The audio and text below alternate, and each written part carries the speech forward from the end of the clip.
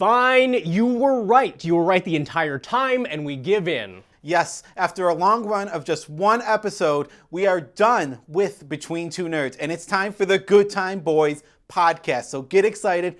We took your name. And, are we doing anything else wrong? Maybe let us know, because your comments did change the entire name of the podcast. But now we're going to talk about cardboard. Let's go. All right, let's do a standard intro. Welcome to Good Time Boys with your host, me, Joe Cherries. I'm Nerd One. I'm Maldhound. And this is how it will be the whole time. Yes, so today we're going to jump right into it because we have a lot to talk about. We're talking about game changers. So if you don't know, Magic has a new bracket system. Woo! Well, do you want to say something about that?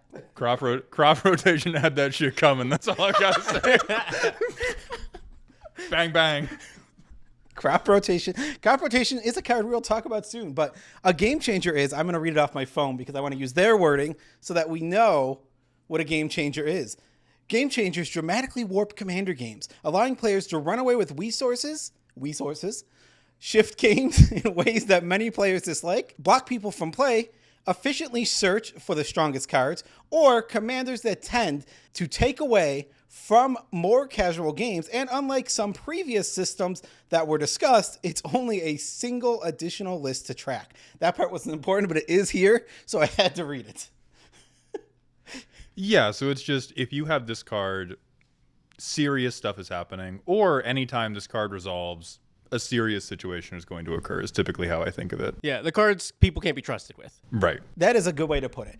So for this episode, I think it's going to be very simple. I'm going to list a game changer. We're going to give our thoughts on it. Does it belong there? Does it not belong there? Does everybody like crop rotation? Yes, more. Cultivate. Put rampant growth on there. None of you deserve the lands. I know what you've done with them. Evolving Wilds, Why game does changer. Nature's Lore come in untapped? There's no way you didn't peek the mic right there. We can literally see Airball in the sound seat, like panicking. Like And for this episode, I have to have my phone out the whole time, so it'll just be here for you visual YouTube watchers. Kids to see my these phone. days can always on their phones. All right, first game changer, Dranith Magistrate. Dranith Magistrate is a creature that prevents your opponents from casting spells from anywhere other than their hand. Yeah. Just, yes, it should be a game changer. This card is terribly unfun to play against, and it makes for unfun games. What do you think? I got to look at you, so he'll talk. So the soapbox I'm going to pull out for this is, like, Dranith Magistrate is the archetypal, incredibly easy to deal with, and one of the things that makes me the angriest about talking about Magic is when Magic players go like, oh, because thing can be removed, thing can never be problematic, when cards like this should almost always be evaluated from a standpoint of what happens if they do stay. How bad does it get if somebody doesn't have the Lightning Bolt, the Edict, the Kill Spell, whatever it is? And with Dranith Magistrate, you all stare at each other and don't play the card that the format is named after for the entire game, which sucks. Yeah, and also it shuts down so many other fun things, like is it Storm? Right. the number one fun thing. It's that perspective plus what do you have to commit and what is the effect that it does? Because like it's only 2 mana. It survives things. It's like it's a 1/3. You like for all the people playing shock in there, is it spell slinger decks? You can't shock it. I'll tell you one thing for free. Rat Out does not kill it. That's right. Premier removal spell Rat Out cannot deal with Dranith Magistrate. I don't even know what that card does. I was going to say, I don't know what Rat Out does. It gives something -1/-1 and makes you a rat token. And I only know that because so many viewers have sent me rat decks to look at, and they're always like, this card counts as removal. And I go, no, it doesn't. And they're like, yes, it does. Did you tell them name 7 things it removes? They keep saying elves, and I'm like, true. That's 1. Keep going. All right. I think we all agree that that's a pretty good game changer. Reggie, you look like you had a thought. Yes, I don't know. How much do we want to get into this? Because if it is one where you have a big thought, get into your big thought. Well, it's the first one, but I feel like we're going to have these same big thoughts for a lot of these, where it's like, okay, this is little guy that do big thing. Oh, die to removal. But you also have to think about, like, if every deck has like 10 of these cards, that, if you don't remove it, ruins the game, then you're not running that much removal. And sure, you've got 3 opponents, but you have to both have the removal at a time that is appropriate. You also then have to spend your own resources putting yourself behind, and then putting 2 other players at an advantage. So you don't want to be the person to remove it. So that I think is a thing that a lot of people miss as well. I think the final thought for this, before we move on, to throw something in. You got nothing left. No, I do. We're going to filibuster on the first game changer. 45 minutes straight of why we hate Dranith Magistrate. So Dranith Magistrate, I also want to say, the fact that the big thing about it, and obviously people know this, it stops your commander, and that really gets stupid real fast. When you build a whole deck around one card, and then there's a card on the battlefield that says you can't play that one card, the game gets unfun real quick. Actually, I'd like to go to the other side of this argument, only because it will stop Joe from resolving Maelstrom Wanderer, which I am forever on the side of. So actually, free my guy Dranith Magistrate. He did that shit, but he deserved to. All right, moving on, we have cards that probably don't need much discussion, but knowing these 2, we're going to talk about them for the next hour. It is Enlightened Tutor, Demonic Tutor, Imperial Seer, Vampiric Tutor, and Mystical Tutor, and Gamble, and Worldly Tutor. These are all very, very, very cheap, 1 or 2 mana. Go get a card out of your deck, whether it be restrictive like Worldly Tutor or non-restrictive like Demonic Tutor, and get anything. These are the very best tutors in the game and some of the best cards in the game, period. Yeah, I don't have anything to say about these. I actually do. Because of course you do. Me and Wolverine have something to say. I do think the tide is generally turning more pro-tutor than it has been in the past. I am very staunchly on the side of, if you think tutors are a big, big problem, you should probably be cutting the things you are tutoring for rather than the tutors themselves. That said, being able to do it for 1 mana, especially at instant speed, is super good and is game warping. Even if you are not looking for anything that is broken, being able to have 2 copies or 3 copies of whatever the right card in your deck is for a given situation that you do not have to invest very much to go get. Like Diabolic Tutor, which is a 4 mana sorcery speed tutor, that card says skip a turn, get the thing you need. And at most commander tables at most points of the game. Hold on. So I ignored everything you said after I feel like the tide is turning for pro tutor. Who are you playing with? That's nobody. I don't know. That's maybe a whole nother discussion, but I don't know. I don't know anybody that's like, oh yeah, I feel like tutors are probably like cool now. Well, I think it's less of like they're all cool now. It's a easing of hostilities. I think when I first started this game, I was very much like, oh my God, tutors are broken. This is stupid. You should never use them.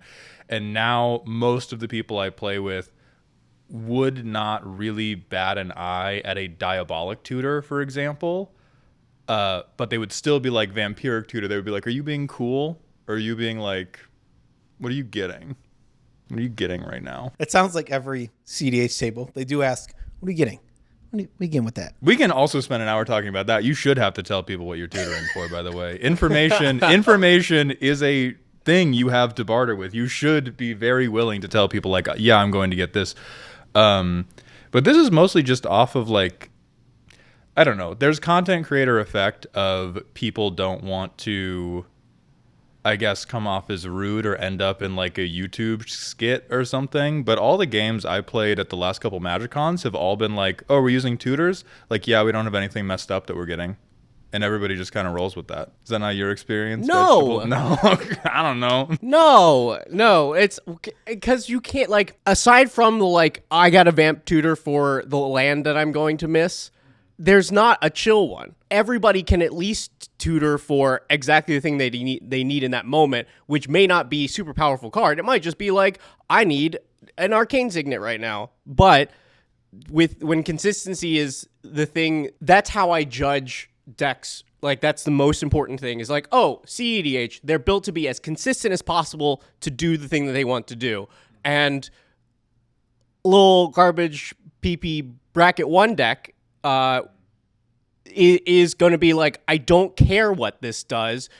It's going to do whatever it feels like doing this shuffle. So I don't know. I have not run into people saying those things to me. And maybe that is because they like you better. I don't know. I don't know. I mean, there's like, I'm not getting like mail talking about how much they love tutors, but there's definitely, if I am either helping somebody build a deck or looking at somebody else's deck, or when I'm playing against other people's deck, I'm also typically playing in bracket 3 if I'm playing with people where we're using the WotC bracket system. So that also kind of like handles it for you, where you're at the point where it's mostly people who are accepting of tutoring. But most of the time, the line is more of like, are you tutoring to reach into a toolbox, or are you tutoring to fetch the same combo that you fetch every single game? That has been the line that has appeared in my pregame discussions the most. Like, are you a Mirim player, and are you tutoring to get Terror of the Peaks to kill us with ETBs? Or are you playing, I don't know, insert whatever commander you want, and you're going to tutor for either ramp, interaction, or are you tutoring for a whatever you need? And it's not that those things aren't good, but I think that people have stopped, or at least the people I play with, have stopped seeing them as like the world is setting on fire, whereas previously it used to always be, if this person is resolving a tutor, I'm going to assume they are tutoring for a game-winning piece. I cannot believe we're still talking about tutors. Tutors are a very important subject in a singleton format. Yep. It's like I just thought, I assumed on this game changer thing, it's like tutors. Yeah, they're really good. You get your best card. Oh yeah, we all agree they should be game changers. Like, and here, hold on. except Mystical Tutor, free my guy Mystical. I'm gonna light your whole community on fire. Okay. I think anybody that has that opinion of tutors, that those are different things, when like, oh, I'm worried if you are the person that tutors for your game-winning piece every time, or are you just tutoring for something out of your toolbox, that you are stupid. That because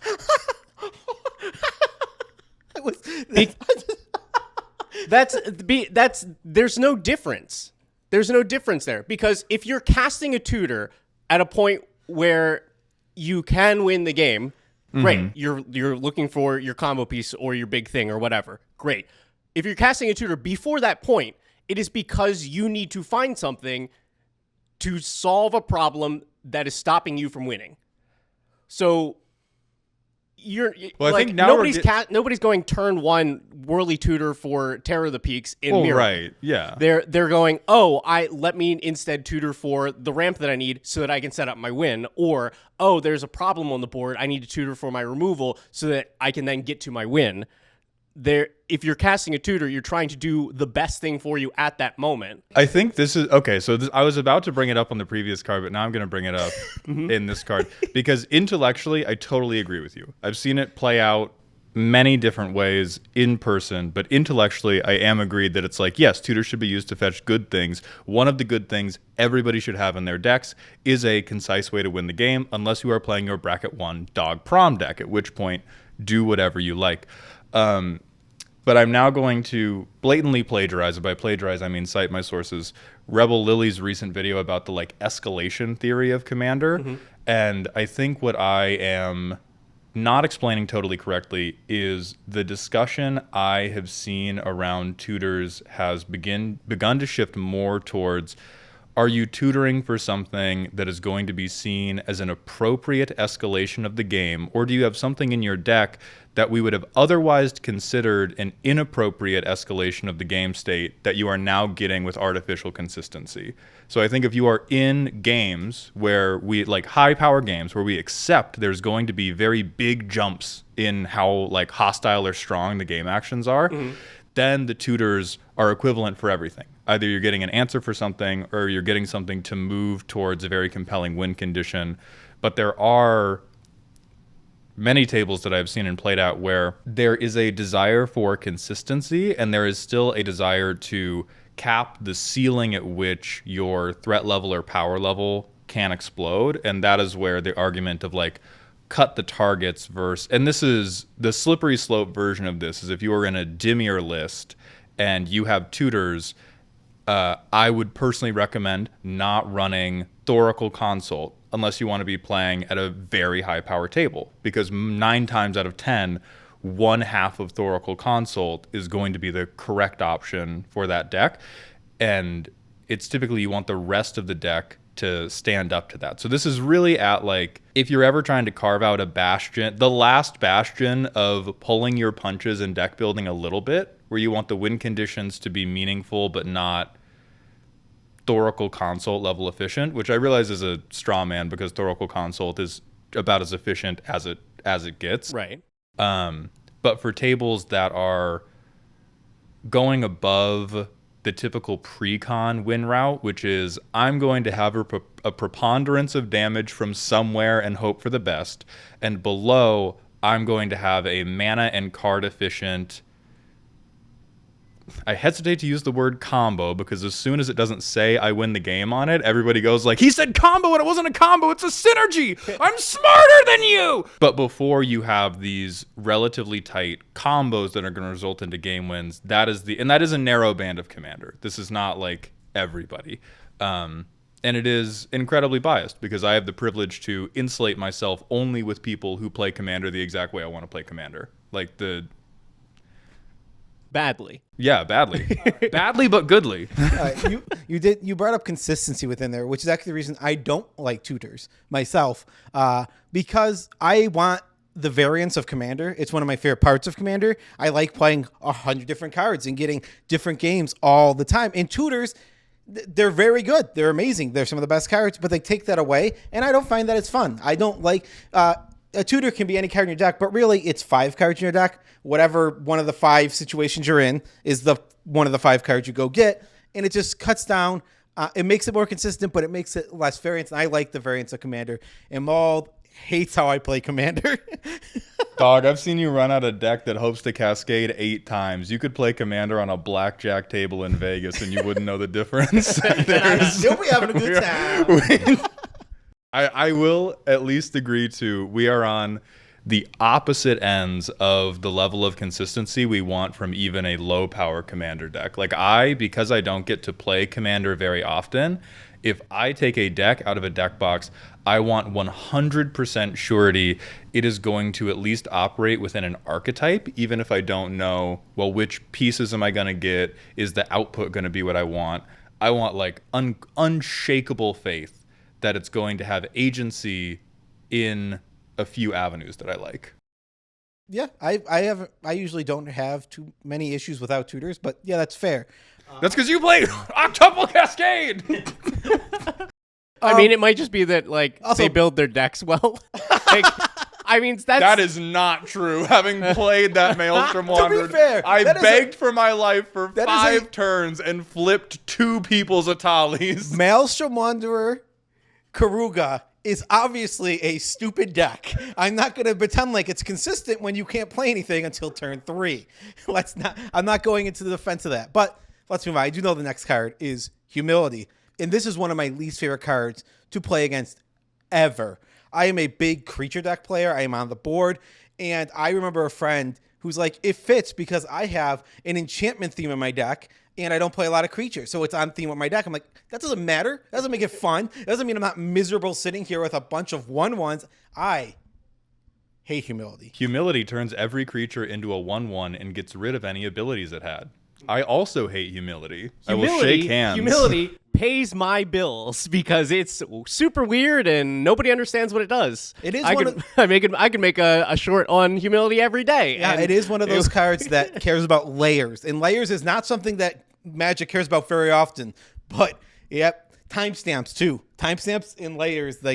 Yeah, that's a weird-ass card. Yeah, I mean, that one I think you can just chuck into the bucket of is it always good? No. Does it always ruin the flow that a pre-con deck is going for, which is I want to get a preponderance of damage typically through creatures? Yes, it universally ruins those. It also sucks because there are a lot of from 1 to 3 in the power rankings. Well, not that you can see it, but in 3s, you're still going to see a lot of creature decks. It shuts down a lot of decks where they might only have 2 or 3 actual answers to it because all their answers are on creatures, so you're just stuck in this awkward situation. I cannot stand the card. Yeah, it's a Dranith Magistrate. It's like, okay, the effect that this has on the game is very high. It's just abysmal if it's not removed, and that it even reduces the number of things that can answer it. It's a Dranith Magistrate. All right. Next, we have Sarah's Sanctum / Gaia's Cradle. These cards are absolutely busted too. They make mana equal to your number of enchantments or number of creatures. Gaia's Cradle has been one of the best cards in Commander for literally since the beginning of Commander, right? It has to be because it is an absolutely absurd card. Sarah's Sanctum is much more niche, but when it's in the right deck, just as good. Hey, turns out mana's powerful. That's why we should ban Cultivate. Sign my petition today at www.ihatenature. This one actually, the next one I think has some discussion because I could see this one not being or being a game changer depending on how you define it. Smothering Tide. Oh, I knew it. I was like, what card would Joe be a fucking apologist for? Let me be clear. I think it belongs here. Okay. I absolutely believe it belongs in the game changers list. I have played enough games against it where it is the absolute runner of the game. It is the winner of the game without any doubts. It takes 1 second for it to turn the game from nobody's winning to one player controls the whole thing. I don't like Smothering Tide personally. I just could see the argument because this is a card that does have that is one of the lower power game changers, I think. I think this is also maybe a good example of why this is in this weird space. For Decked Out, I put a lot of work into making sure that the decks that appeared on the show were balanced and the gameplay that we wanted. And almost every single game changer was on a soft ban list that I had made before the game changer list came out. Smothering Tithe is one of the few exceptions between the list that I had made and this game changer list. I think that what it does for a game is very powerful and game-changing, but I think what it does for the game is different than a lot of what we've discussed so far. Yeah, I do think a meaningful distinction is versus like the humility stuff and to once again blatantly plagiarize Rebel Lily. Smothering Tithe is an escalator. People might attempt to pay for it, but that 2 mana a draw, I've seen like one person pay for it, then the next person doesn't, and then nobody's paying for it for the rest of the game. And so in some ways it can feel less punishing because it pushes stuff to happen. I do agree that it should be a game changer just off strength. Mana's good. At 8 mana, Wizards of the Coast has basically said do whatever you want. As soon as you have 8 mana, like there. You can cast Rennie, you can cast Expropriate, you can cast Amanatu's Augury. You can cast Coalition Victory. You can cast Coalition Victory fresh off the ban list, baby. So mana is so good that I personally do not think this is a hot take, but I'm sure that I will be getting needle eyes once I say it. I think that if you weren't building around it and you did this swap at random without telling the pilot, Smothering Tithe would, on average, be more impactful than Gaia's Cradle in every commander deck in the world. I'm not looking at them. I know I'm right. I disagree vehemently, but yeah, of course you do, Big Stompy. Of course you do creatures only. Of course you do 40 lands, 60 creatures, send the deck. I do have Umori also as a companion of creatures only. I am a big creatures only, but I think the average deck getting Gaia's Cradle versus the average deck getting Smothering Tide. But on that same note, there are a lot of decks where what you're saying is true also, where the small creature decks, obviously the Smothering Tide is the much better card. Yeah. I think this also brings up a really like a common argument against the game changers list but I think the 2 biggest criticisms I hear are like, oh, so you're telling me that Smothering Tithe is just as good as Demonic Tutor? It's flawed. They don't know what they're doing. Or the other one is like, oh, we can't. Oh, so we can't play Smothering Tithe anymore? Oh, so I can't play that card anymore? Not in bracket 1 or 2. Yeah. No, you can't ever with me. I'll get you, bro. Don't do that shit.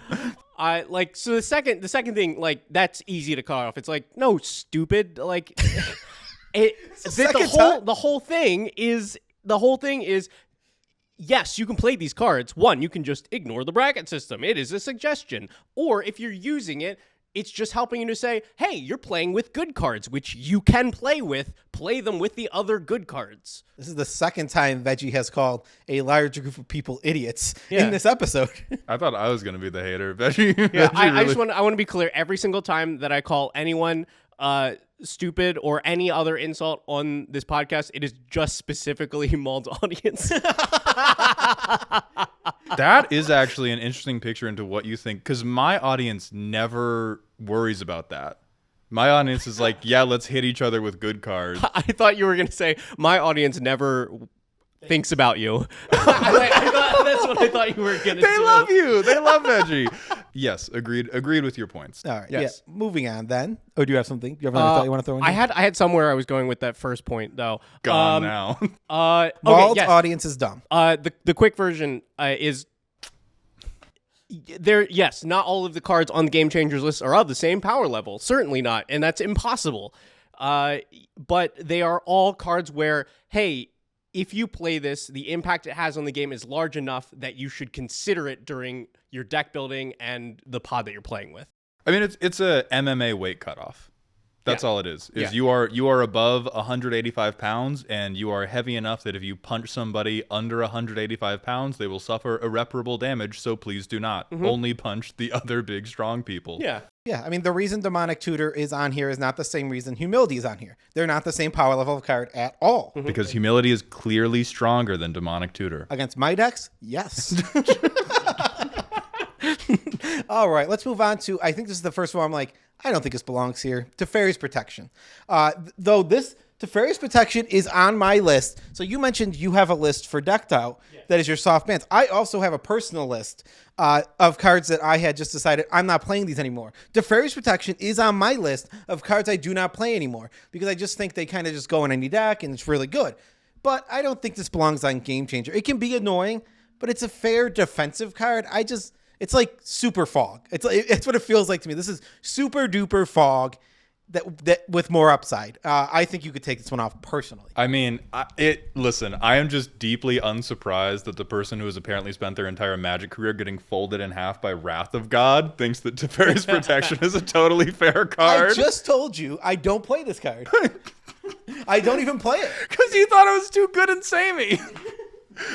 Yeah. I mean, I think I do agree that Tef Pro is one where it starts to get really egregious once it is combined with specific other things versus stuff like Demonic Tutor, which is Demonic Tutor plus anything even approaching good is now a very high level of consistency, which is very powerful on its own. Tef Pro is super fog once you begin combining it with board wipes, or if you're in bracket 4, the archetypal Armageddon, which destroys lands. That is when you get the really, really aggressive play patterns with it. But I think like 3 mana instant speed super fog is a trick most decks can't pull out of the hat. Like I think most bracket 2 decks, because of the nature in which games escalate and end in a big finish, 3 mana nuh-uh to every part of the game is that's a lot to be able to do at a moment's notice. Yes, and I think we're thinking about it the wrong way, or we're not really, because the points are correct, but we keep calling it super fog, and that is like the smallest thing that card does. Yeah. Like the fact that it's like, oh, somebody farewelled, great, I win. Oh, somebody is like Chandra's ignitioning for a win. Never mind, that's my win.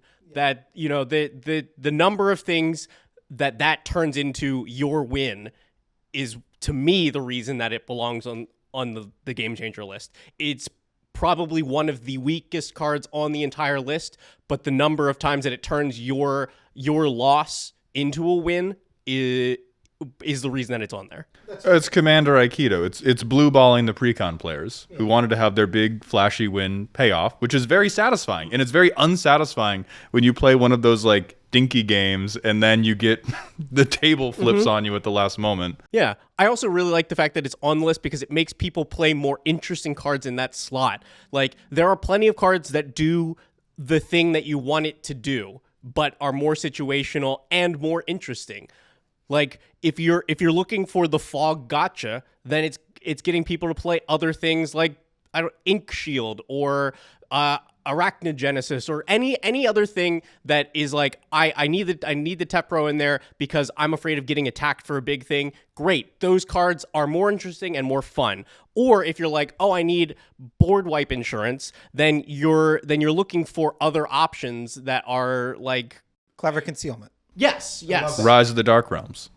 Yeah, I mean, actually, yes. I tell people to put that in like every other deck. I was like, hey, you don't have a finisher and like you're either milling or people are dying. Just Rise of the Dark Realms. Yeah, there's 3 other people in the game. That's 3 other graveyards. Somebody's got something that wins you the game. Playing a Mori companion who you can rob blind. The reason I play Umori Companion is because in that deck, I was winning every game with Rise of the Dark Realms, and I thought it was boring. So I wanted a way to go to make it not as boring. So now it's all creatures. Next, Cyclonic Rift.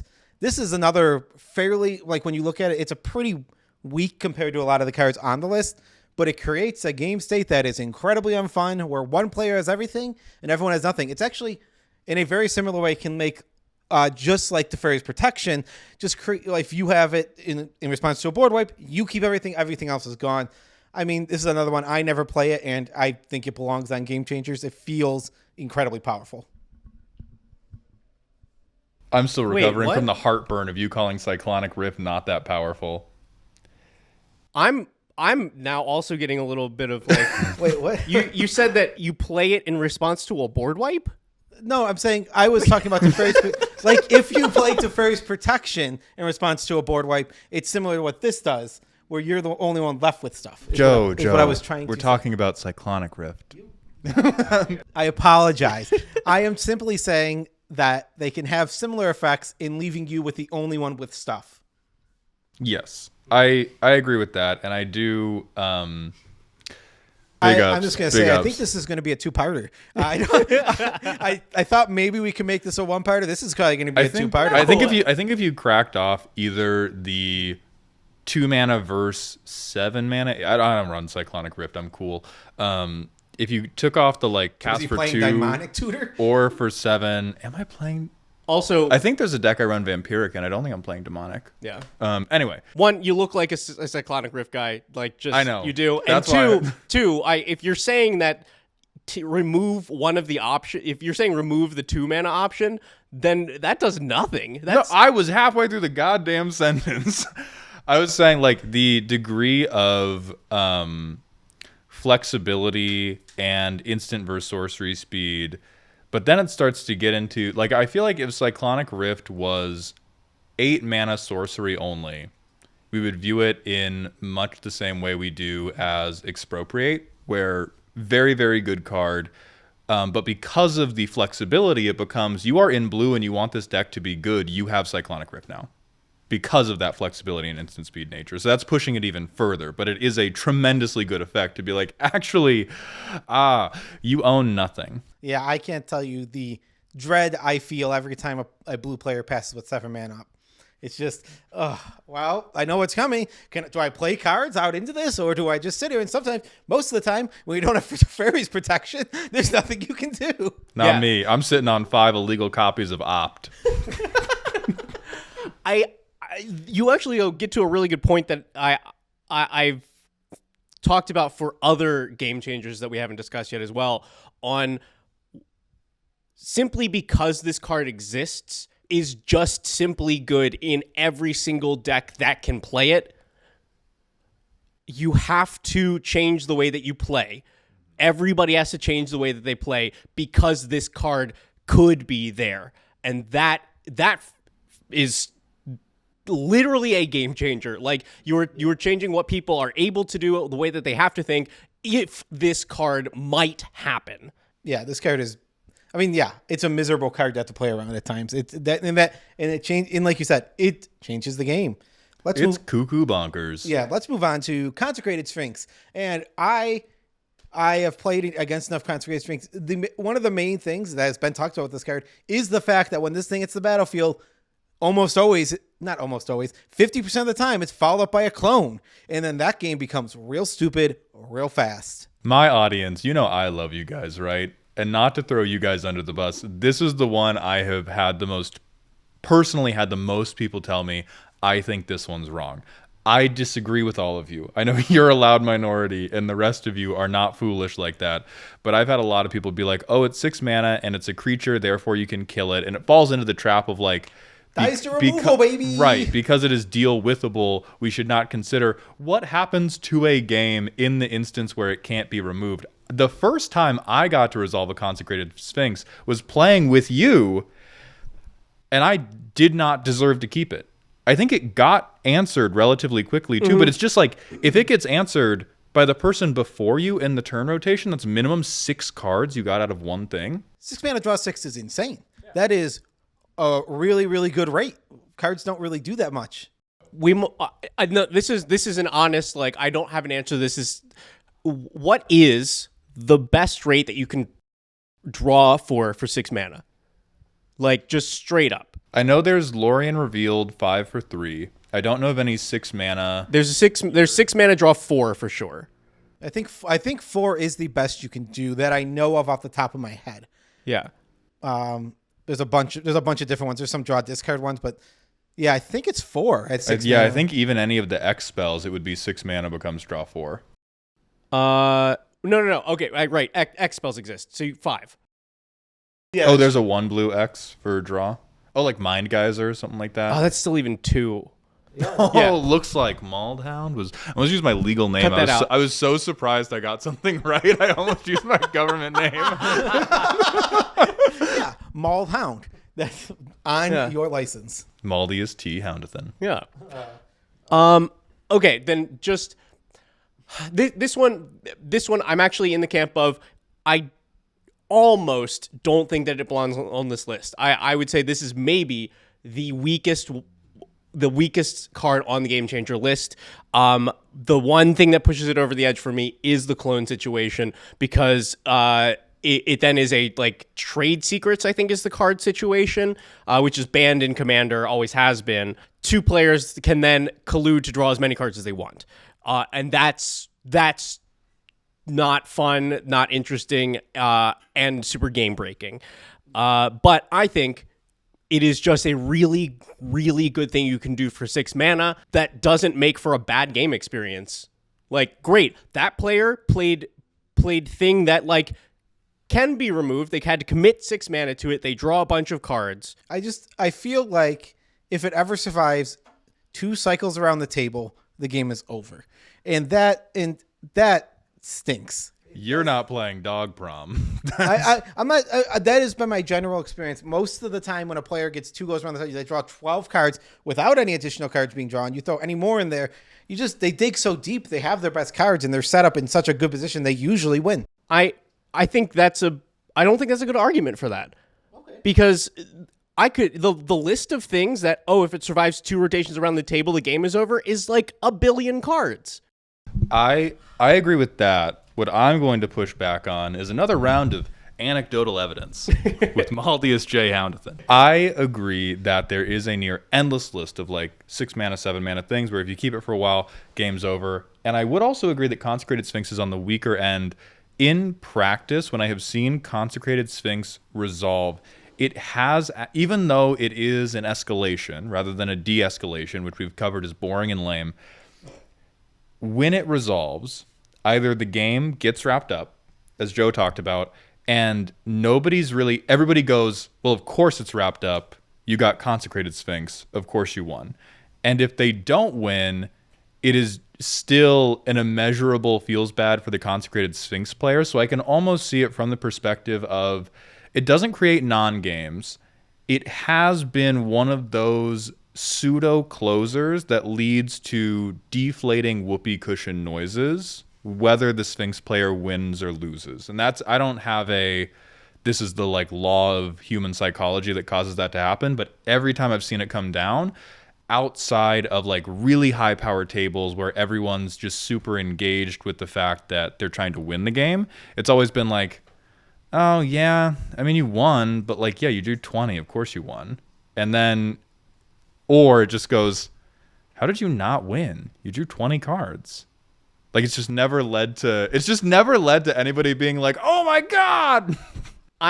Maybe maybe I'm telling on myself, but I feel like that's like 90% of the cards that I play are like, wow, I guess you won because you drew 20 cards, or how did you not win? You drew 20 cards. So maybe that makes more sense on why I'm like, I don't feel that this is as good. Veggiewagon is a machine that turns any combination of 3 cards into Consecrated Sphinx at home. Yes.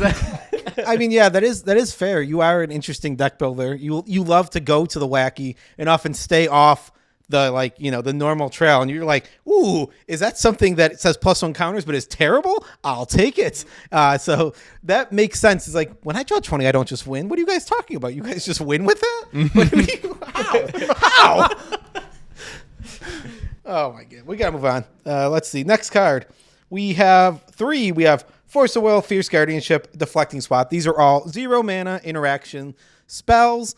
They're very good, and there's a really an interesting conversation around these cards because Force of Will specifically is a 2-for-1 every single time. So there is at least I think some talk here, and I would love to hear your guys' opinion on this one because I don't know if Force of Will belongs here, but it might. All right, here let me start this one because these are the cards that I talked about when we were discussing Cyclonic Rift. Because when these cards exist in anyone's deck, then you have to change the way that you play the game. Because if like the blue player is tapped out, if you know that those cards are not in their deck, you're like, great, this is a true shields down. I can play my big thing because they tapped out. But if these exist, you're like, okay, great. At any time, this could be, I could have my big thing countered, and I don't have any sort of indication whatsoever on when that could happen. And also, and SWAT is similar with a different impact, but I think that a player tapping out should be meaningful at the brackets where it is legal. Like if that makes sense. Like these should be game changers because they change the way that you have to play if you know that they could be in a deck. Yeah, but there are other ones like Force of Negation. Doesn't that force the same kind of thing? I think Force of Negation should be game changer. Okay, that's fair. Yeah, I guess that makes sense. If you're on the boat of like, also this should be a game changer, then yeah, I can agree with what you're saying.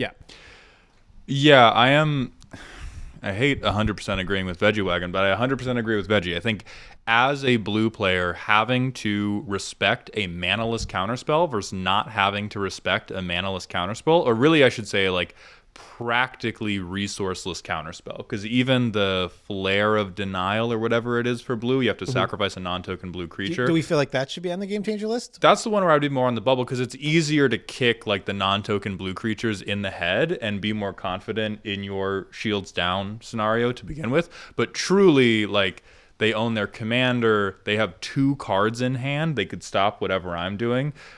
I think it's very flatly, it 100% cuts off avenues of game plan, changes how momentum moves around to the degree that precon tables, which is bracket 2, don't want to have to be worried about that. And I think are worse off worrying about it because a lot of people get twisted into these like weird little knots about being like, the higher power I play Magic, the smarter a person I am. And so it's less of like, can precon tables and people who like playing with precons handle a free counterspell, and more, is the experience better with them having to account for them or not? And I think it's generally worse when a precon deck has to try and play around something like that. Yeah. So I agree on that. I'll say, you two right now, I'm completely with you on this now. I was kind of like, I was kind of like, whatever, Force of Will I could see coming off. But like, this makes a lot of sense. This is like, and I love hearing good reasoning because I love having my mind changed when it comes to this kind of thing. Where it's like, I was like, 2 seconds ago, I'm like, I don't know, maybe. And you guys, it does. Force of Will really does change the way you play.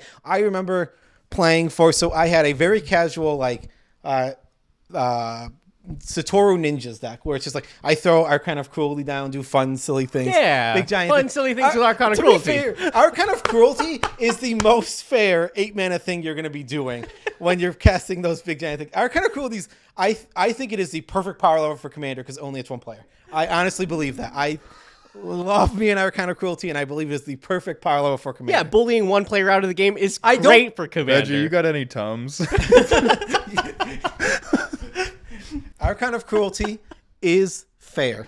I like that we went like hard left from, hey, you know what? We're all having a moment of like the mildest take ever. Actually, this is the most agreeable thing. Arcana Cruelty is super cool.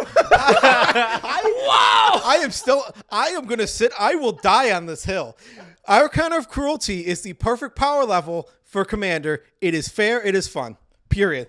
I am unfortunately also kind of on Joe's side here. I begin to question it if you are in like a hyper ramp deck or if you were intending to play it turn 2. But if I see decks that are just lacking in meaningful threats, I start to judge things by like, would Archon of Cruelty just be way better than anything you're trying to do for that much mana? But anyway, we're getting Veggie, say your point, and then we'll return. I hope that this gets cut because it's boring if I also agree. But like, yeah, it's just for the bit. Like that's a totally fine card. Okay, so Eat shit. I actually do have a thought that's not even my own, but a worm that was put into my brain. This is like your seventh thought that also wasn't your own from this episode. Can you keep I'm that an clip and start amalgam. putting it before everything? I'm an so I have another amalgamation. thought that's not my own. Listen, I am just 18 references in a trench coat. They are bursting from my forehead. That's why it's so massive.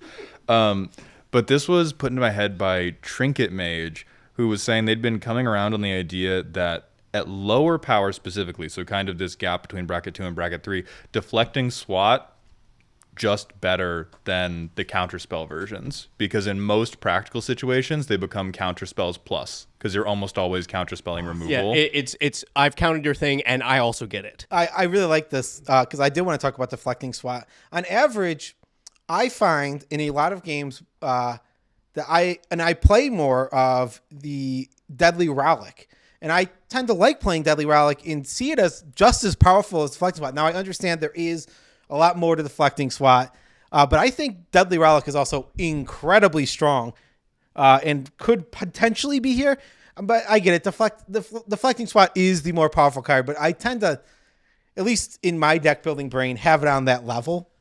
I think it is incredibly powerful. It's a free spell. It's removal. It's a really good card. But it doesn't do what the other ones do. It does not dramatically change how you have to play the game, because players tapped out. I'm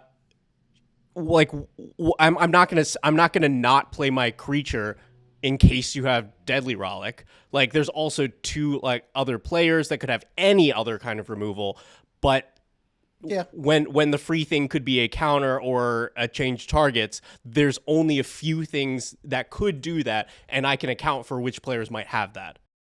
Yeah, that's fair. I think for the sake, I could see when you line up, there are a lot of things where you can line up and go for your win, and you can't because of Deadly Relic, which I think could potentially do what you guys are saying, where it's like, oh, I have the haste set up. Okay, my board's ready, and everyone's tapped out, but the Deadly Relic does change how you have to play still in those situations. But maybe that's more niche and too niche that it isn't worth putting on the game changer. But I would never argue if they said also Deadly Relic's here. I'd be like, yeah, sure, that fits. I believe. I would argue. I'm just imagining the hamster wheel in Joe's head of like, but deflecting SWAT can't deal with the Tali. I know how good deflecting SWAT is. And also, but can't stop Maelstrom Wanderer. Deflecting SWAT, you know what else can't deal with the Tali?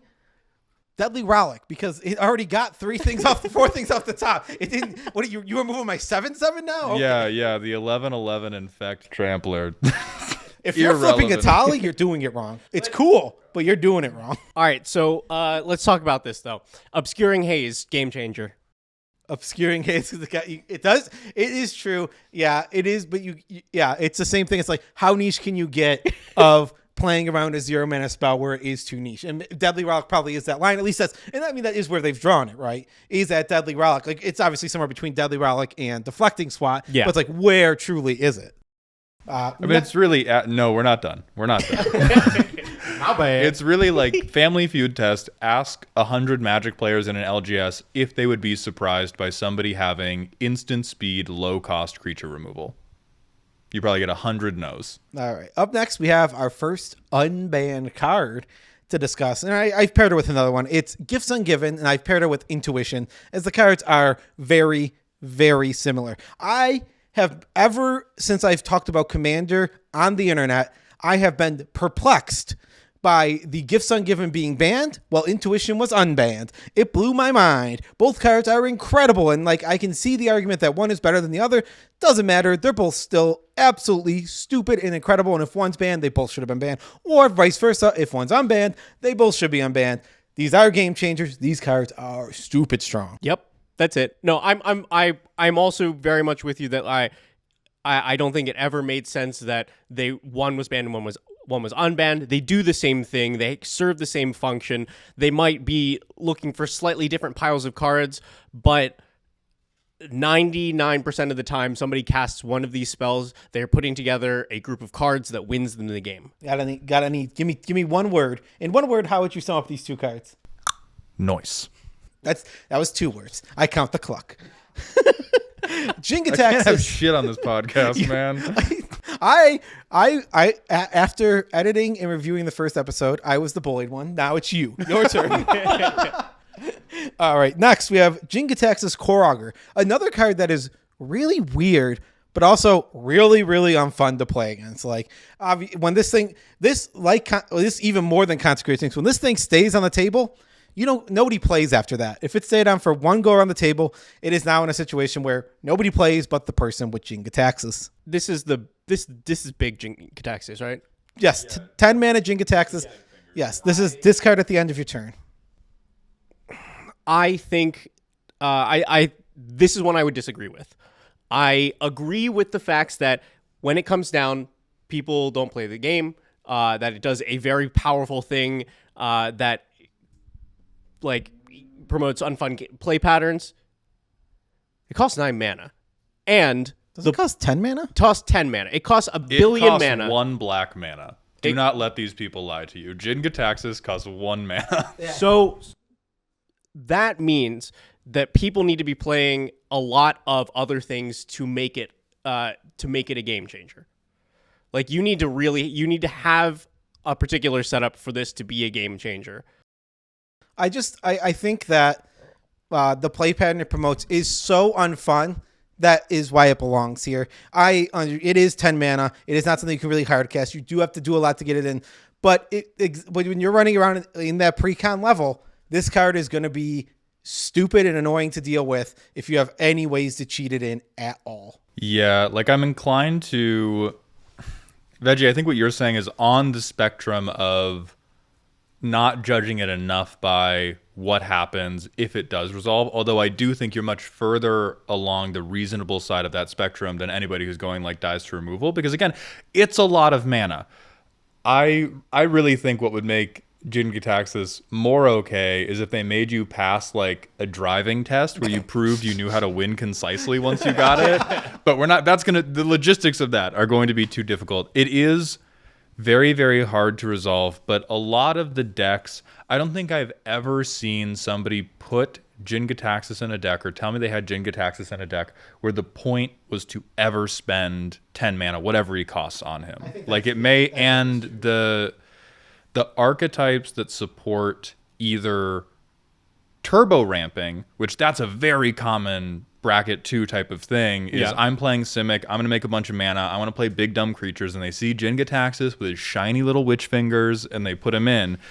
I think there are a lot of archetypes that support a either cheated or relatively expedient Jinataxis quickly enough that it sucks. Because they do it, and then they just kind of fold. And there's also another, like in my head, there are tiers of control behavior that people will allow, and it goes attacking permanents, attacking non-land permanents, attacking spells, so like with counter spells, attacking cards, and then attacking mana. And at the top is like mass land destruction, blood moon, all that stuff. And Jinataxis is right in that spot of like it's mass hand attack. So it is hard for it to happen, but every time it happens, it sucks. And every time it because there's also a world where if the Game Changers list never existed, maybe we don't have to do this. But in a world where they're like, Jinataxis officially fine at pre-con tables. Yeah. That's bad every time. Like, because there's a game changer list, it almost mandates that he's on it. I still disagree. I think it's one of those, like, on the line of you should just, sometimes you get clapped by it and you're like, hey, I didn't really like that. But I think it's grouped with a lot of cards that are in that, like, I don't know, that's the word I'm looking for, but it's close to a game changer, but I don't think that it is. I think there are a lot of cards that people can try to do an unfun thing with and succeed, but you need quite a bit of setup, and you still, even if they get it onto the board, they'd have to do it so early that your one turn of play the good stuff in my hand is not impactful. Yeah, the problem really is just the way he claps you is the least fun thing in the world. He is not. What? Yeah, I'm just thinking. Keep going. I saw something click in your head, and I thought you had something to say. But just the way that it does it is so unbelievably unfun. And even when sometimes you have an answer, if you're the third player in rotation, you're right before. So like the other two are going to go first. They lose their hands. That still has created an unfun situation. You didn't lose anything, but those other two are stuck in this terribly unfun situation where they don't have any way to progress or play the game because, well, why would you remove Jinataxis right away? That wouldn't be the smart play. Here's where I will meet you, Veggie. I think Jinataxis could be taken off the game changer list if he was stronger. I think if you made him a 15-15, you could take him off the game changer list. I think the largest problem with him is the distance between resolving Jinataxis and winning the game, not necessarily anything else. Because a lot of the people who I'm thinking of when I think of like the bracket 2 Jinataxis hopeful player, there is a very large population of people who either play Commander a little bit or who want to play Commander who go like, aha, I want to torture my friends, hee. Because that's a funny sentence, right? I want to mess with my friends. Yeah. And they see cards like Jinataxis and they see it as the perfect way to do it. But because they're bad at Magic and also maniacs, every last one of you, they do the archetypal mono blue no win con deck. Mm-hmm. And that is where I see these types of Jinataxis. So I think if you gave Jinataxis not even damage, just anything that was like, I am winning. You are cooked. Stop now. But I think what you've described is exactly the thing that you cannot account for. That is not a card problem. That is a player problem. That is somebody who is choosing to build a thing that does a thing that's not fun and doesn't win the game. But I think that we do have to consider the players because the average deck builder is not very good. Yes, but that's not an average person. That is a person that is making a choice. Like that is a thing that we consider for something like this, but you cannot build a system that beats that player. I don't think you can build a system that beats that player. Is the bracket system not at least an attempt at that intersection though? We can't beat every example. Yeah, but I think this is exactly the example that it is not it shouldn't be trying to account for. This is the kind of player that is, no matter what, if that's what they want to do, they will find the thing to do with it. And that is just a discussion. Like this is, it should be the other part of the Rule Zero conversation that you have. It should be great. What bracket are we playing? Okay, are you an asshole? Okay, so another difference I think I should bring up is I'm not talking about bad faith players. There are legitimate good faith idiots who think Jinataxis is a silly, goofy time. And then they resolve Jinataxis and then they never play Magic again. And I think then you just solved your problem there. You have idiot who plays Jinataxis.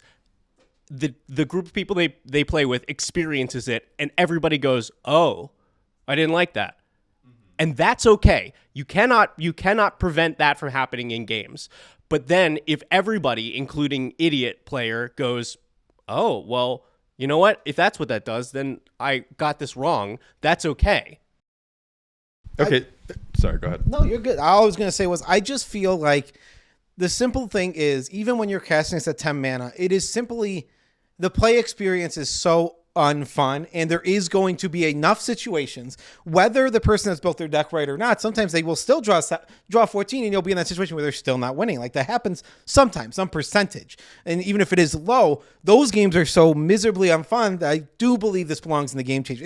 I've actually come around, like, because I've been thinking about this while you guys have been chatting, and thinking even more. I really think it does belong here.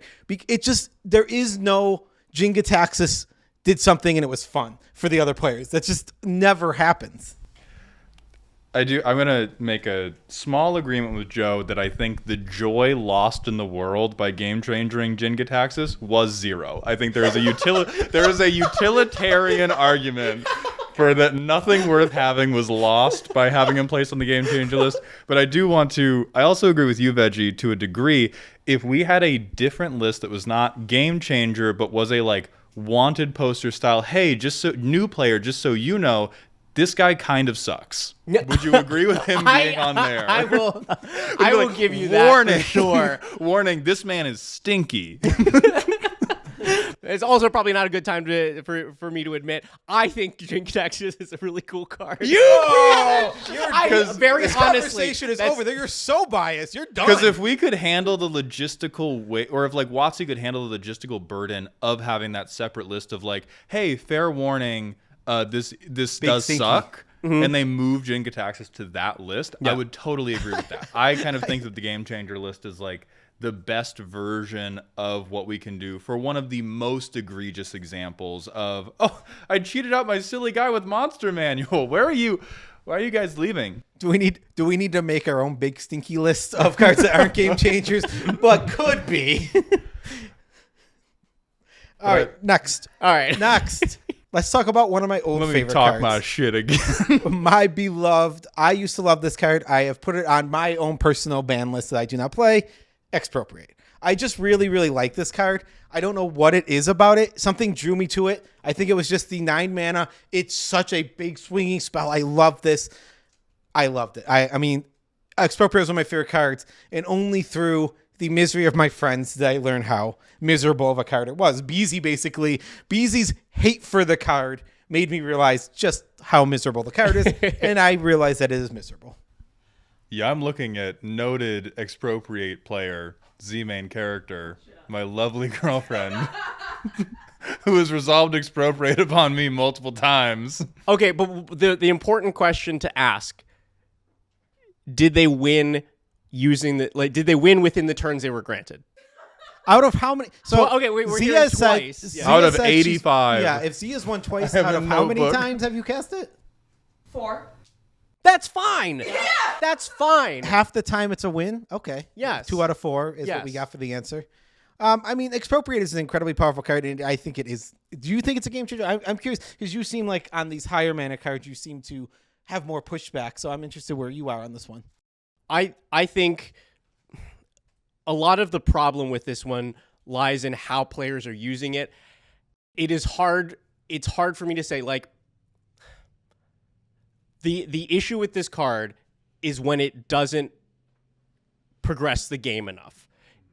Resolving this should either allow the player that has cast it to win the game or to lock up the game.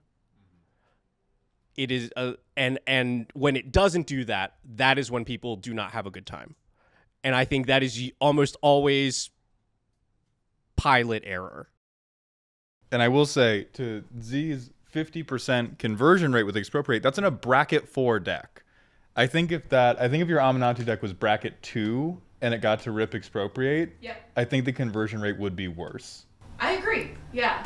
So it is like, I think you should aim the mic at your mouth when you turn. I think if that Aminatou deck was bracket 2, the conversion rate would be worse. So it's one of those cards that I feel like should be a game changer because it gets better the better the deck is. Like, Z's deck is very good, and Z knows how to pilot it well. So if Z casts Expropriate, like, yeah, unless somebody has a pivotal counterspell or piece of removal, they are going to lock the game up, and that's a pretty fine play pattern.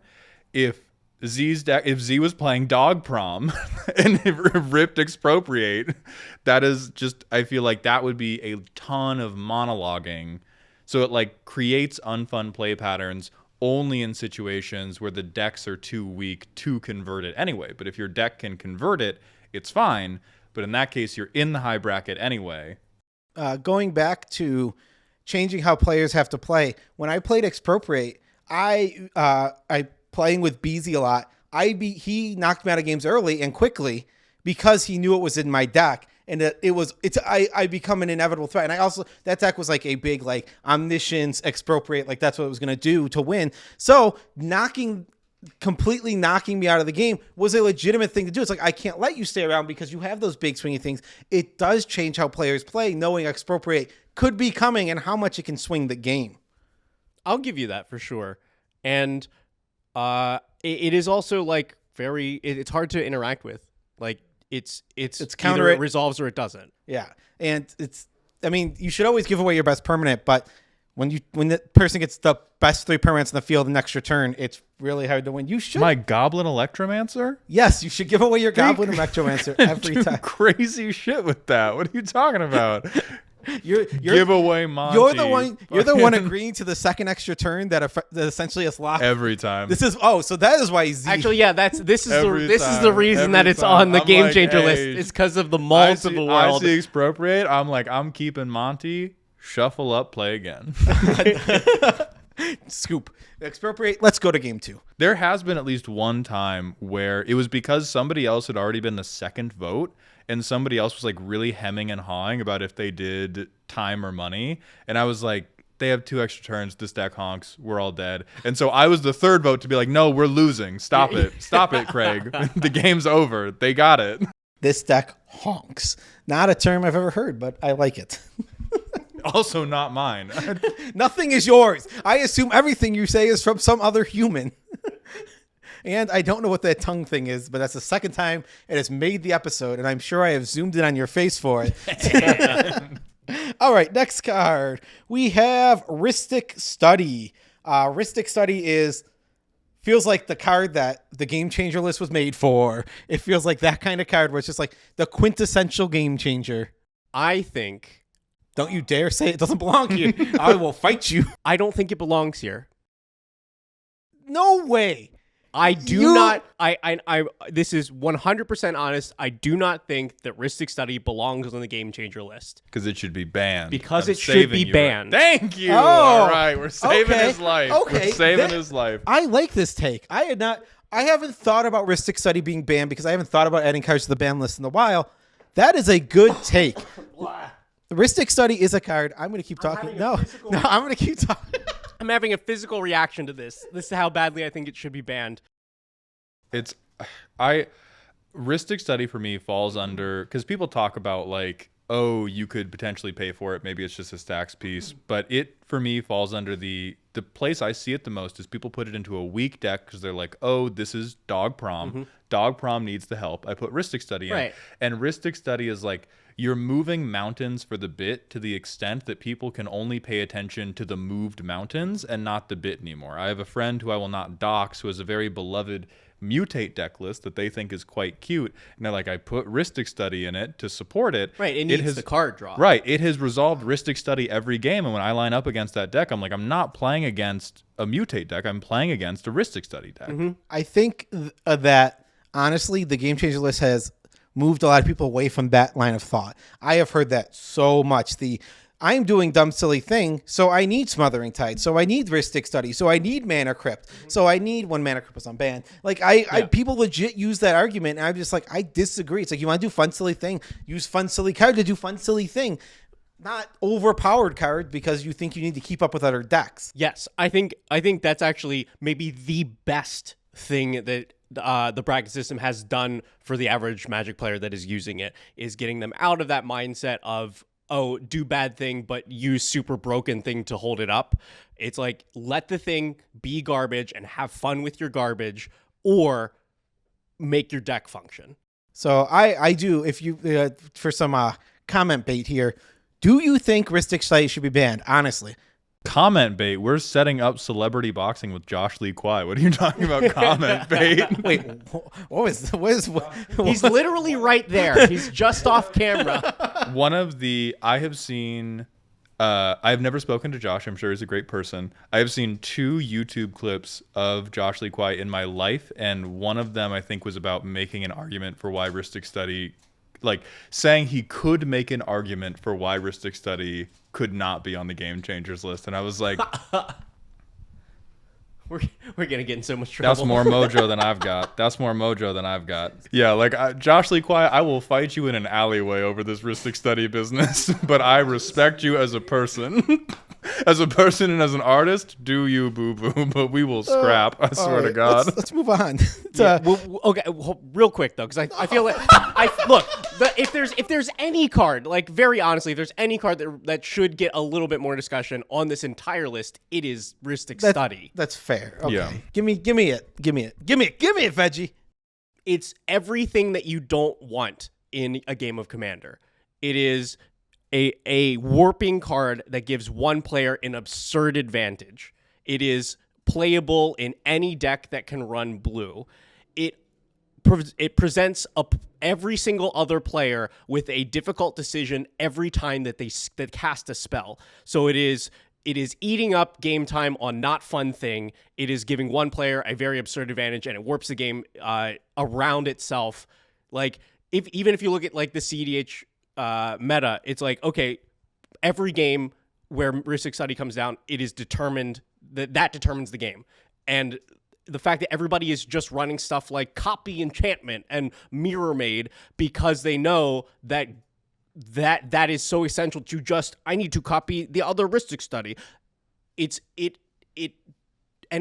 doesn't scale either. Like it's going to do that same thing at every level of the game. I mean, Rhystic Study is absolutely busted. It is like I said, I think this is the quintessential game changer. It is legit a card that is, if I had to name one card, if you give me one game changer, this might be it. This might be the card I put there. It's like, all right, this is it. This is the card. This card is completely silly. It's completely dumb. It is overpowered. And I love that this card sucks in every other format. God, do I love that about this card. It's so funny to me how this busted Commander card sucks. It is terrible in 1v1.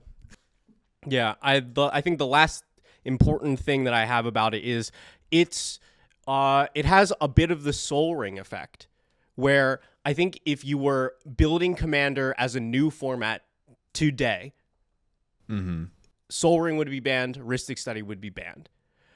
But people are so attached to their Rhystic Studies that I think it is the only reason that they put it on the Game Changer list and not the ban list. Speaking to Josh Lee Quiet, if you're going to ban it, tell me so I can get rid of mine. Please. There's also like proof is in the pudding watching nature heal now that it's been on the Game Changers list, because I predominantly work with people who are trying to make decks that are in the like bracket 1, bracket 2 range, where they have a bad deck and they might have been tempted to shove Rhystic Study in to make it good. When they have now gone, oh, I have to cut this card because it's a game changer, they'll go, wait, man, without Rhystic Study, it's like I need 8 or 10 different sources of card draw to make up for that same level of consistency. Crazy indeed. Strange.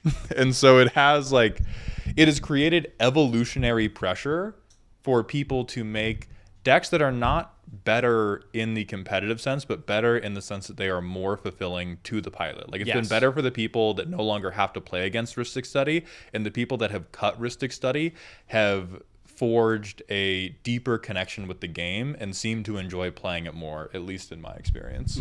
I am deeply sorry to every podcast listener. We have described about 4 cards. And you can see them on screen. YouTube watchers, you win again. But if you are listening to the podcast, I hope you know what Rhystic Study does.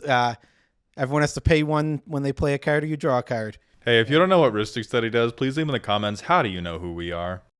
Are you bored? Are you driving? Also, maybe we found like the most pure and innocent Magic player, and they've just tuned into this. We've corrupted them. Right? They're like, oh, this card sounds awfully good. I should look it up. They just have never played with it or against it before, and they're living in perfect Christmas land. All right, pile of 3 cards here. Narset Parter Veils, Notion Thief, Orcish Bowmasters, all doing very, very similar things. When a opponent is drawing cards, something's happening. You're either stifling their draw, taking their draw, or getting a 1/1 and pinging something. Interrupting card draw is mean. Don't do it. Let me have my cards. Veggie said from day one that he felt the biggest miss from the Game Changers list was Orcish Bowmaster not being on there. I can completely agree with that. These cards are just, I think they have to be on Game Changers because they fundamentally change the game and how you have to play all the time for a maximum of 4 mana, and at lowest 2 mana for an Orcish Bowmaster. Yes. But yeah, pre-con players get like 10 cards a game anyway. Why are we kicking them in the dick about it? Yeah, I mean, have you ever felt the awful feeling? This is another card that Notion Thief that is on my personal ban list because I loved it before, and only through seeing the misery that I had caused others being like, oh, but it's so fun for me. I thought it'd be fun for you too. Is me having fun not fun for you? Do you not see this smile on my face? I'm smiling. Why are you so sad? Next, Sway. Veggie had thoughts and feelings. I don't. Yeah, I don't think that these 3 cards should be grouped together in the way that we've done because, sure, they all stop or punish draws, but that is not the problem with Orcish Bowmasters. Okay. The fact that you are committing so little to be able to both punish draws in a way that can't be that is very hard to interact with, and you then incidentally just shut out creature strategies.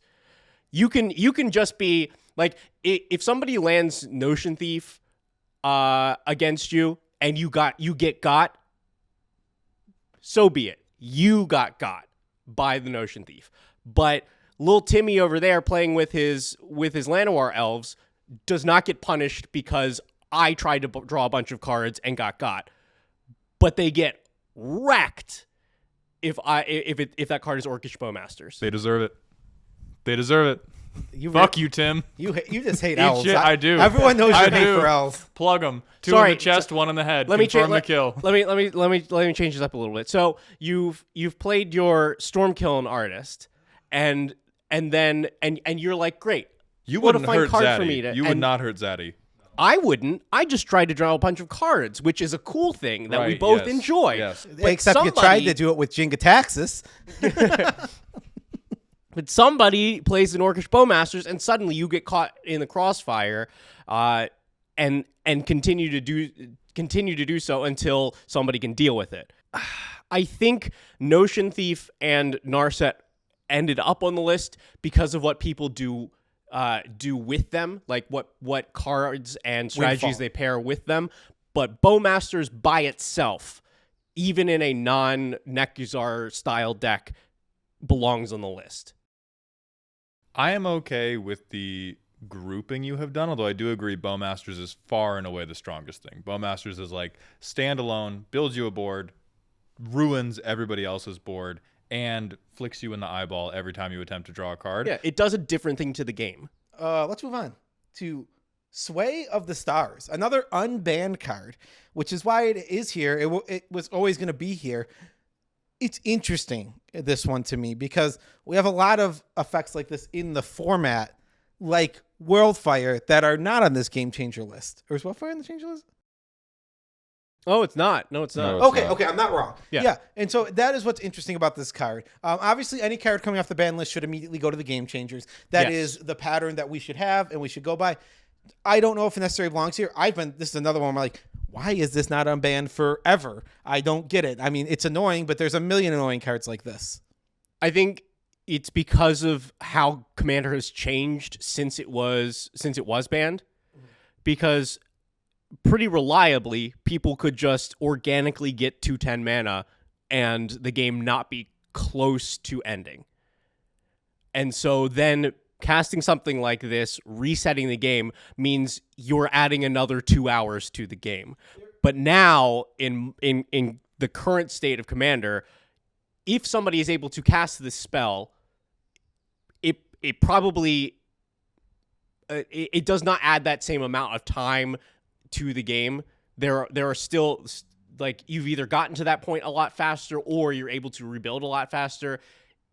Not saying that it shouldn't be on this list, but I think that's that feeling. It had such a different impact early on in Commander.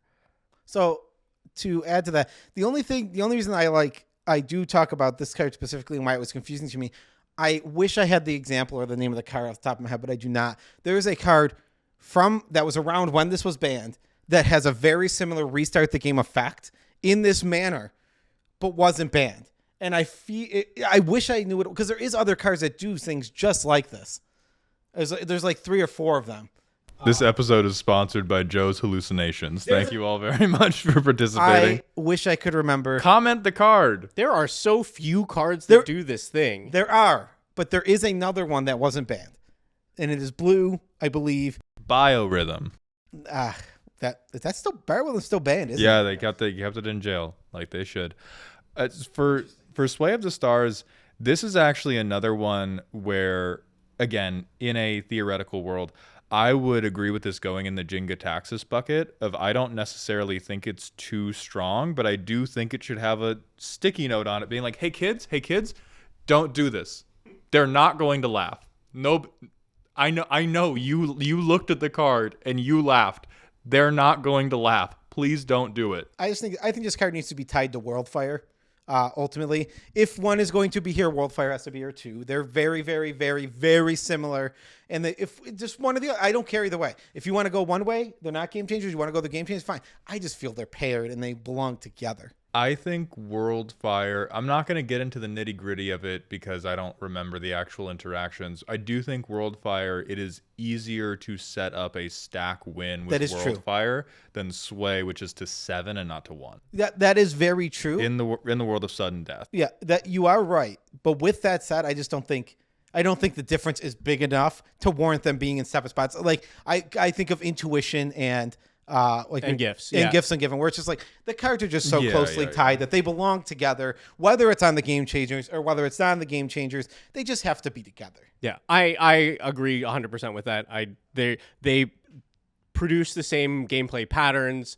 You're trying to do the same thing with both cards. Like they should be in the same spot as far as legal ban Game Changer, and also yes. Sway of the Stars is entirely in the category of, hey, this is just something I don't know. You should know that this is a thing that could happen ahead of time. It's not like, oh, here's super powerful card that is going to dominate the game, for a period of time, but it is going to change the fact that like, oh, I have to account for this my game might get reset. Mm-hmm. So it's entirely like a game experience reason for this being on as opposed to a power level issue. I will also, bold prediction time, hands up if you think this one is coming off the Game Changers list, because I do. I think if it's going one way or the other, either we're getting joined by Worldfire in the future or we're going the other way and it's coming off. So I would agree with it. We're going water's wet, but which way do you think we're going? I think based on the way that things have gone so far, they seem to be adding, but we could go the other way. I'm going to go with we're going to add Worldfire eventually. I think Worldfire is so socially like that is the epitome of card where, like Veggie said, what should happen with Jinataxis has happened with Worldfire, where they play with it. They're like, this is the funniest deck ever. And then nobody laughs. And then they cut Worldfire. And I feel like Sway of the Stars is going to be like 3 months. A couple people are going to build joke decks where they cheat it out. And everyone's going to be like, no, guys, I don't think you listened to the combo. I cast Sway of Stars on turn 3. And did nothing. You're not laughing.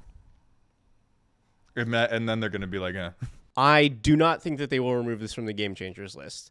It is one of the struggles of this system because you want it to be concise, but you then have cards that are on this list for drastically different reasons. And I think I think they have to make it clear, look, certain cards, the experience that they present, a lot of players do not want to do that. The average player does not want to do that. So if that is a thing that you would like to try, you need to discuss that with your play group. And the only way that they can make a big statement on that is by putting it onto the Game Changers list. No card I think should be unbanned. What's the card that lets you play a sub game? Charizard. Shahrazad. Unbanned Shahrazad. Nah, Let's bait, go wild. Bait used to be believable. And it needs to be a game changer. Bait used to be believable. Shut up. Next card. Next card. Bait doesn't need to be believable. You can just say dumb things on the internet. Do you not know this? Actually, no, you definitely I know built this. a career off of that. Give me a black bordered Enter the Dungeon. All right. Next, we have Thassa's Oracle, which essentially says if you have no cards in your library when it enters, win the game. That's the basics of this card. It is the ultimate combo card. It is the easiest win con, and I do agree with this one a lot because I like the other win cons that do this. I like the Jaces, Wheel Their Mystery that says draw a card with an empty deck win. I like the Laboratory Maniacs. They are so interactable and so much more fair of cards. I love them. Thassa's Oracle doesn't have that. You have to counter it or counter the trigger because it's just going to win. And it is that much different from those other cards that this 100% belongs here. Yes. You want there to be these weird, like, dream win cons. And you can, we can argue on how easy or difficult it is to get rid of your whole deck. But there are so many players that are like, this is a fun thing. I want to try and win a game by doing this alternate thing. And there are many ways to accomplish it. Those win cons are good for the game. But exactly what you said, because it is so hard to interact with this one, because it is so efficient, nobody is like, this is my cool, I sure hope I can mill my deck out. And Thassa's Oracle, you're doing more broken things with it. I think every bright-eyed blue player in this game has had the thought, oh my god, I'm going to make an honest Thassa's Oracle deck. And then they just come up with some fuck-ass combo. It's just never... Yeah, it just sucks. Persecute the merfolk. Yeah, this is a good merfolk. This is the best merfolk ever printed, right? It's got to be. What's better than this? Sig River Guide is right there. Off camera. He's off camera. He's not joining us for the podcast today. Hull Breacher? Was that a merfolk? Hull Breacher? Is it a merfolk? It's a pirate. I think it might be a merfolk. It is a weird fish person, so I think it's got to be a merfolk. All right, in our very last blue card, Urza, Lord High Artificer. This card is here because it is a commander, and it is a really, really, really powerful commander that just does dumb things all the time. I like, this is one of, when it came out, people were like, they were the bright-eyed blue players that, as described by Mold, I'm going to build my fair Urza deck. And they built it and they realized no matter what I do, this deck isn't fair. Yeah, it is unfortunate because the card is cool as hell for us. Preach. For us. The Preach. card is so cool. I'm with The card you. is so cool, but I think it is on this list as a result of a design mistake. This card would have still had the same reaction from players like us if they had made it more fair. Yeah. If they had taken any one of those abilities away, we still would have been like, whoa, this is so cool. And it would not be here. They just simply made it too strong. Tap it did two not, artifacts, make a blue. Yeah. Anything like that. Yeah, There's so many ways. It's just so good. It's a commander that I've never built, even though I've had the urge of like, oh my god, it looks so fun. It just feels like mom and dad took our Halloween candy away because we promised them we wouldn't eat it all in one night, and they walked in at midnight to find us like asleep in a pool of melted chocolate. Like, we can't. No matter what you do with Urza, it ends up ridiculous because the floor is I make too much mana too quickly. And Yep. then I cast a bunch of 10 mana spells that allow me to bend the laws of physics. Yes. I think there's a really interesting conversation to be had if this card was not a legendary creature. Because is it still game changer if it's not in your command zone? It's very good. I'm not saying that it wouldn't be, but I think it is a much more interesting discussion. I think there is no doubt it must be on the game changer list as a commander. But what if it wasn't a command? It would still be on the game changers list because there would be decks that are built around it. Okay. Yeah, my opinion of it is, you know that whole thing about how like electrons will behave differently if they're being observed? I think that is how it'll close the loop. That's how Urza. Do you just like read a book or something? He watched a YouTube You video get a because we already know it's degree not his thoughts. You get a degree in engineering, and you make 3 jokes about butts on the internet, and this is okay. But reason being, opposite to something like Smothering Tithe, I think if you secretly replaced a random card in every deck in the world with an Urza, it actually wouldn't change that much. But the moment anybody deliberately includes Urza in the deck, it will corrupt your brain. It will warp what you are doing, and it is like almost impossible to make Urza fit into a deck at all without that overall machine being a death ray. Yeah, it is in any deck that wants Urza, it is the best deck. It is the best card in that deck. Yeah, that's true. The card is just, it was one of those cards that when it was printed, I'm like, cool, love it. And then I saw it in play and I'm like, cool, hate it, unfortunate. I can't believe they've done this. It's so sad because I do love the card. And that's the last blue card. So I am going to, we're going to, for the ending of these podcasts, we're going to go back to my old send off that has been abandoned by BZ and the Nitpicking Nerds and that I have now taken with me. Which does anybody know? Copyright ain't shit up here. No, I was told I could have this when I left, and I am taking it. You can nitpick your friends, and you can friend your nits, but you can't pick your friends' nits. Yep, it's peace out, Tribe Scouts.